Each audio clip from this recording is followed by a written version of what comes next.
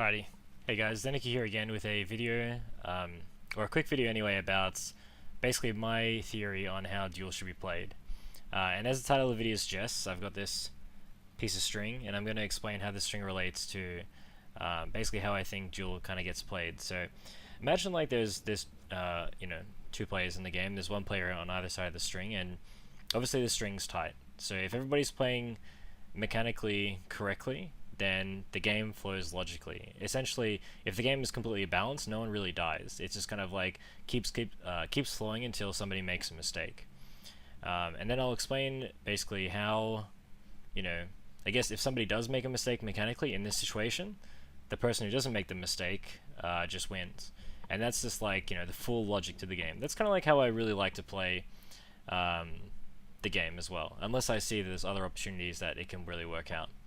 Now, let's look at other situations where, let's say, somebody's being aggressive. They're not playing the quote-unquote the correct flow to the game. So the string kind of gets like this.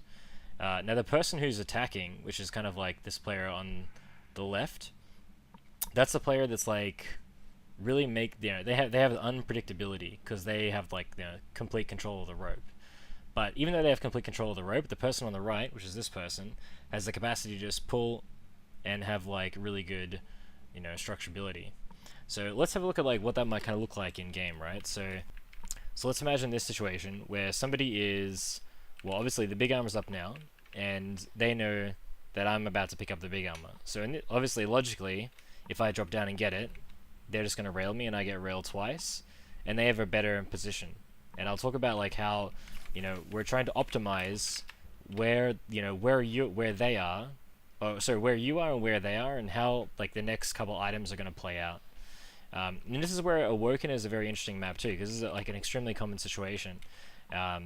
So in this situation, if I know he's over there, I'm trying to deal damage to him. And then, so let's say we both rail each other very equally, then I go back to, this lower armor down here, and then I go back to top, and then I collect the big armor. So I'm kind of like optimized for that. Now, let's assume that, like I said, in that string kind of idea, if somebody attacks, if he comes down to attack me from here, and I'm the person that's playing static, then I have the capacity to basically crush him because he's attacking into me. And then he's also attacking into me on the place where it's like the logical spot for me to be optimized to fight him. And obviously, like, the optimization comes from the fact that he's being predictable because I'm being predictable because he already knows where I am, but the fact that he's attacking into me means that I can, shoot spam rockets or something like that. But even if I do miss my first shot, and we both hit our shots as I'm picking up the item, I should still technically win the fight.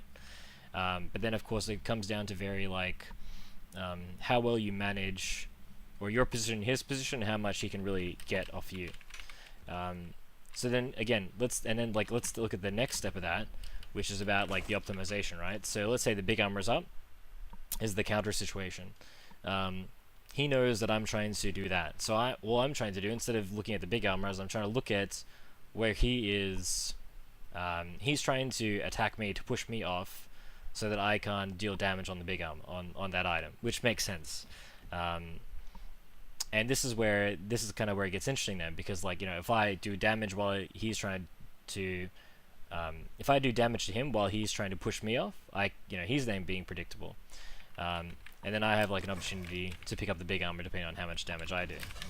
Alright guys, anyway, to finally close out this idea, basically long story short, if everybody plays kind of static or very mechanically and just kind of lets the items of the items of the game just kind of flow, then no one can really die until somebody mechanically makes a mistake. And then of course, if the person that's being aggressive, that's being unpredictable, if the person that's playing static obviously loses too much, is not prepared for it, misses the defensive shot, then the person who's unpredictable essentially wins that fight because they're able to trade better.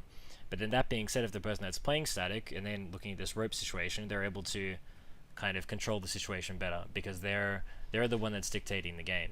But then in this situation where the person that's being unpredictable is attacking, and the person that's playing static isn't aware of it, then they can easily, it takes actually more effort to be aggressive, but like I said, if the person that's playing static makes a mistake or doesn't hit the shots, then they can just do whatever they want. Hopefully that made sense. And guys, if you have any more questions, just feel free to message me on Discord or like put it in the comments. But yeah, I'll see you guys in the next video.